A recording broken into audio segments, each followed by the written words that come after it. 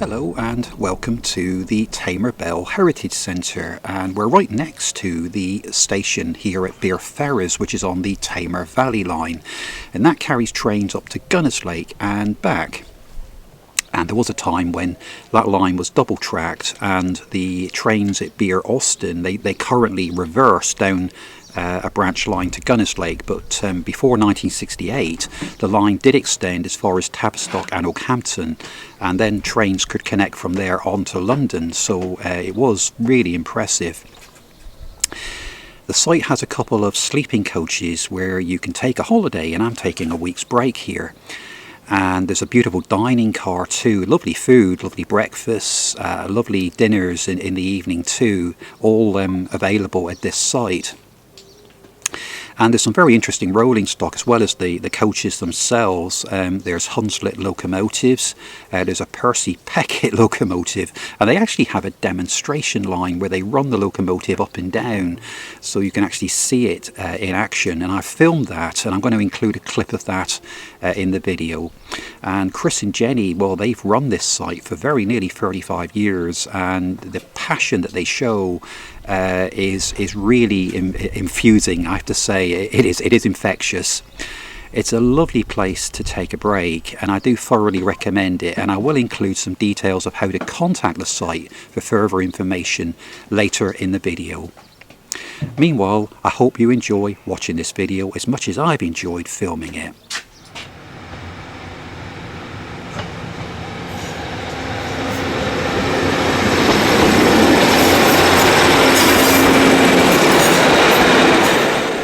This is the Tamar Belle Railway Heritage Centre, which is situated right next to Bere Ferrers Station on the Tamar Valley line, and it's where I'm taking a holiday. The Tamar Valley line was the first line that I ever travelled on as a small child, and unlike many other rural branch lines in the country, this line escaped the beaching axe in the 1960s. The main reason for this was the difficulty in accessing the Bere Peninsula by road at that time, and the rail line is only 7 miles direct from Plymouth, so it was much easier to access the village by train than it was by road. The site here has a really eclectic collection of railway rolling stock. There are a couple of ex-LNER teak corridor carriages which have been beautifully restored into sleeping accommodation. There's also a former BR restaurant car which has been internally refurbished with luxury teak veneer and has covers for up to 28 people. My eye was immediately drawn by the 2 hunslet locomotives which are on site here, and we'll see them in action a little later in the video. The carriage that I'm staying in this week was built in the early 1930s to a design by Sir Nigel Gresley, and in the day ran on the Anglo-Scottish East Coast Line. Let's step inside and take a look around. When you first step inside these pre-nationalisation Mark I coaches, it's like stepping back in time. The first thing you notice is that they've been rebuilt to modern standards with heating and insulation, which enables all year-round occupation. The aim throughout the carriages is to recreate the ambience of the golden age of railway travel. A television has been fitted, and there's also additional heating if needed, and the carriage overlooks the Tamar Valley branch line with trains between Plymouth and Gunnislake. Just off from the main seating area is this compact kitchen, and there's a multi-cooker, a fridge, and a whole host of kitchen utensils. Walking back through the main seating compartment takes you through into this delightful bedroom area.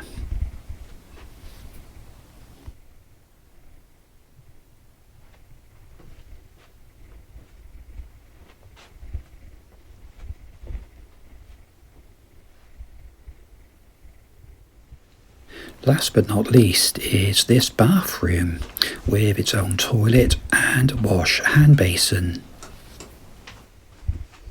All in all, it adds up to really comfortable accommodation. I think what I really like overall is the way that they've retained the use of the original carriage partitions, the seats and the luggage racks. And this really revives memories of the golden age of rail travel.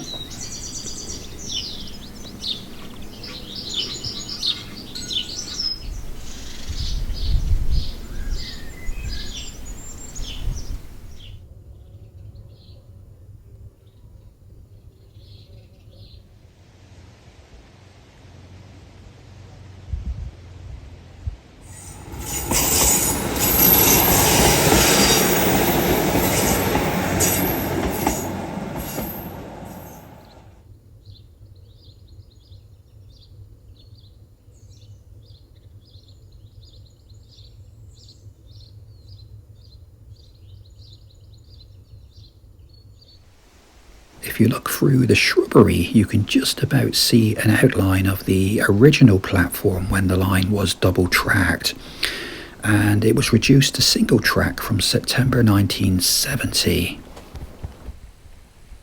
The station itself, though, was opened in 1890 by the Plymouth, Devonport and South Western Junction Railway, and it became an essential part of that network, facilitating the transport of goods and passengers between Devon and Cornwall. The station was originally called Bere Ferrers, spelt B-E-R-F-E-R-R-I-S, after the local Bere family who owned several nearby villages.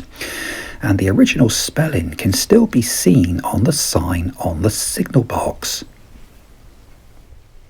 However, just 7 years after the station was opened, the railway authorities of the time decided that the name promoted an unrefined image of the village due to its association with beer, and therefore the spelling of the station name was changed to Bere Ferrers, spelled B-E-R-E-F-E-R-R-E-R-S.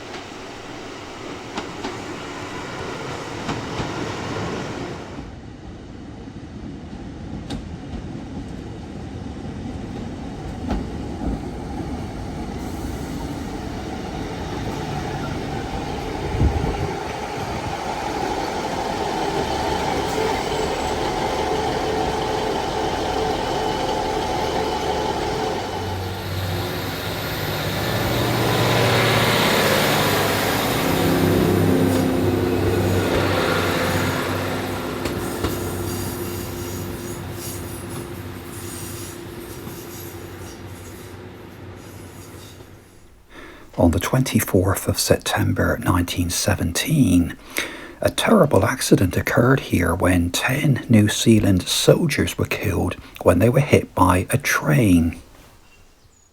The accident occurred when troops from the New Zealand Expeditionary Force were being transported from Plymouth to their base at Salisbury Plain. The men had just arrived in Britain and were on their way to their training base.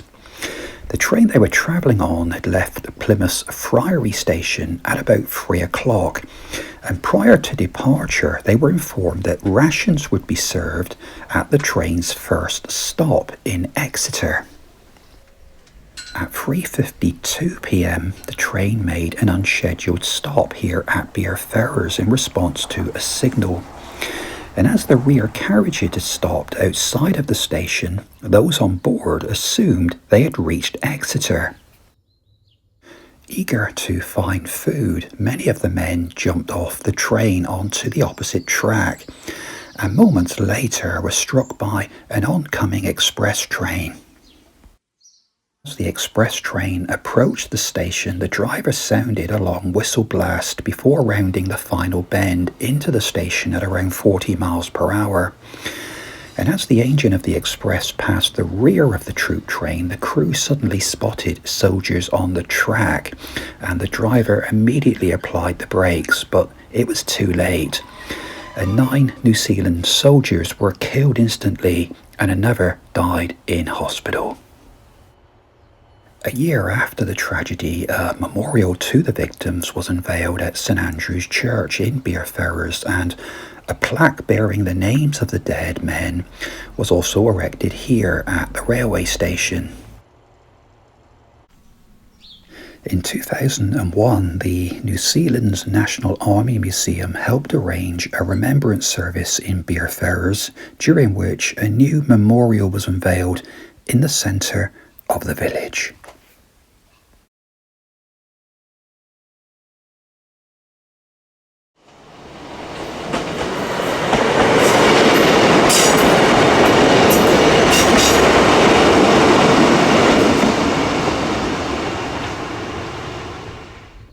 The owner of the site, Chris Grove, really has created something of a time warp here at Bere Ferrers. Talking to Chris, he realised that the railways he'd known as a child and taken for granted had all but disappeared, and he'd always dreamed of owning a railway station. And when Bere Ferrers came up for auction in 1979, he ended up being the owner. Hands-on railway experience is the stuff of many a small boy's dreams, and I know it was in my dreams too, and Chris's fascination with railways goes back a long way. He wanted to record and recapture the whole atmosphere of a country railway station. He went on to say that the whole atmosphere of railways is epitomised by the country station, with its station master who knew everything that was coming and going through the village. All goods would arrive by rail. People went everywhere by rail. They even went off to war, and they also went on holiday. I was fascinated in this 1860s signal box, and Chris was telling me that in 1988 he arranged for it to be transferred here from Pinhoe Station, which was on the former Southern Main Line between Exeter and Salisbury. And it's complete with all of its Victorian Stevens levers frame and block instruments. Chris initially went searching throughout England and Scotland, searching for vintage carriages and a whole range of accessories, and there were 3 hunslet diesel locomotives on site. I was particularly interested in this blue hunslet, which saw service in the railway sidings at the Royal Naval Armaments Depot at Erniesettle, which is not far down the line from Bere Ferrers. I worked at the depot from the early 1980s until the mid-1990s and was always interested in these railway sidings, but I don't think they're in use anymore. Chris arranged for the engine to be brought here in 1991, and it's now used to shunt a 1926 LNER teak brake carriage up and down the demonstration line on site. Well, I've just walked down to the end of the demonstration line, and Chris has very kindly agreed to start up the blue hunslet, and he's going to take me for a spin. But first of all, the points need adjusting.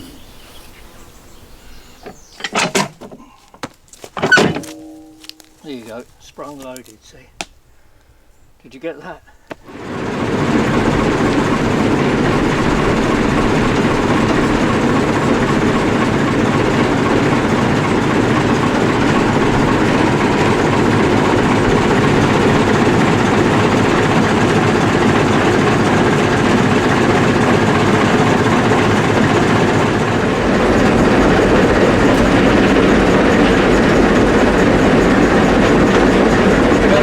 We've got the signal to go.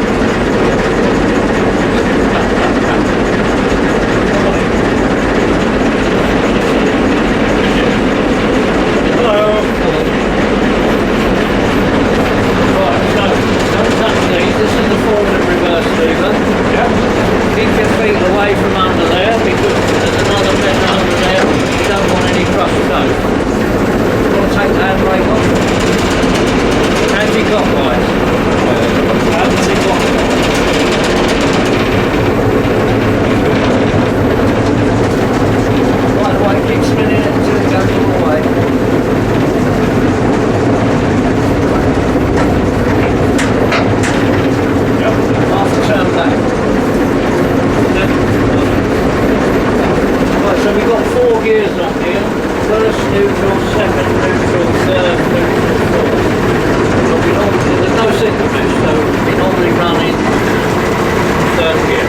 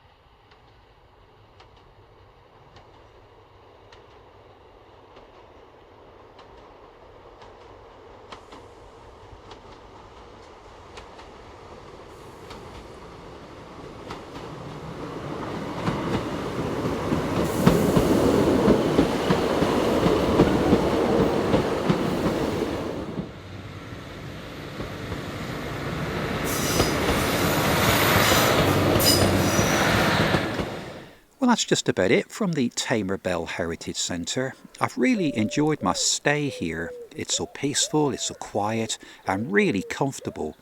And we've got the Tamar Valley branch line just over to my left there, so what more could you possibly wish for? And the owners of the site, Chris and Jenny, really do pull out the stops to make sure that your stay is really comfortable. So I'm going to end this video with some traditional West Country fare, and I'm heading down to the waterfront here at Bere Ferrers for some sea shanty songs with the Tavy Tars. Thanks for watching the video, and I'll see you with another one very soon. Bye bye.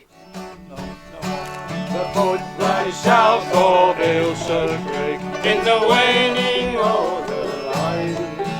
There's 30 men in Landolphin to mark our burdens right, and there's 30 horse in Hazelhope with your halters on their head. We'll set this night upon yon height, if wind and waters freeze. Smugglers drink of the Frenchman's wine, and the darkest night is the smuggler's time.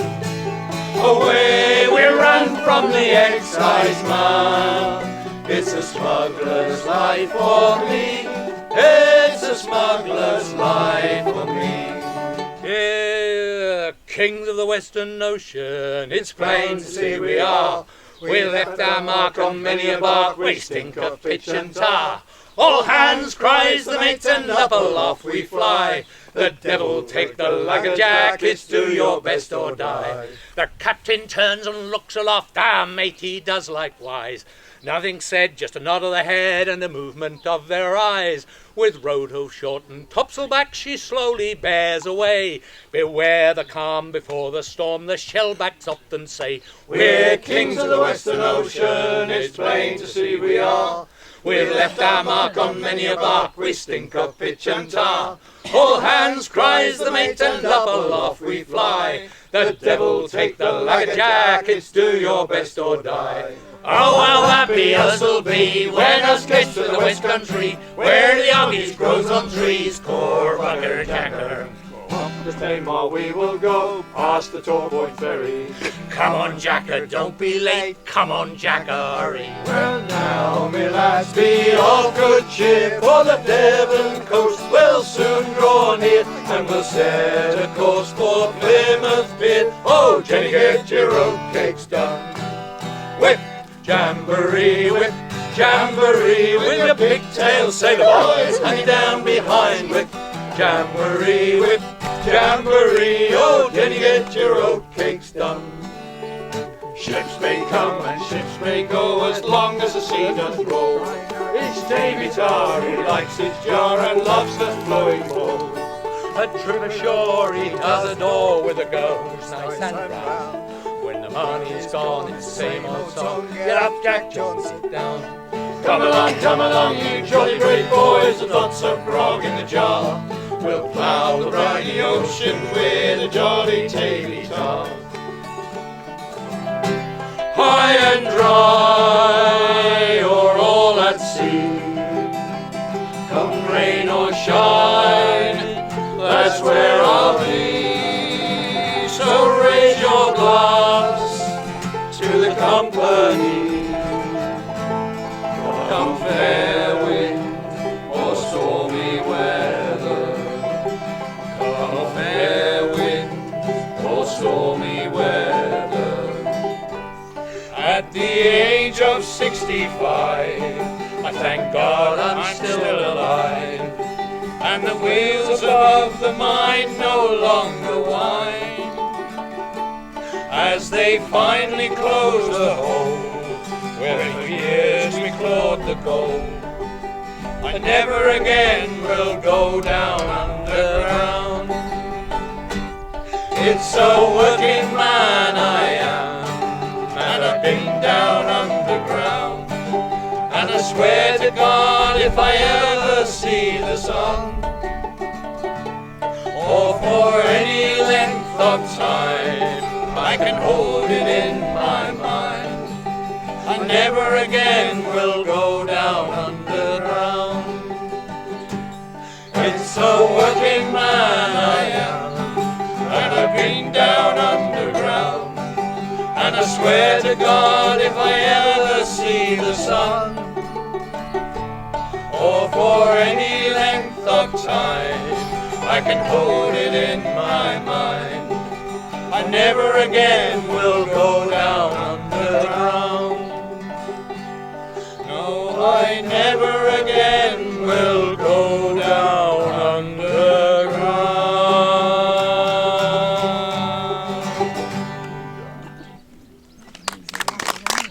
And no comments about us being working men, please? Thank you very much. I love singing that because it reminds me of when I was a working man.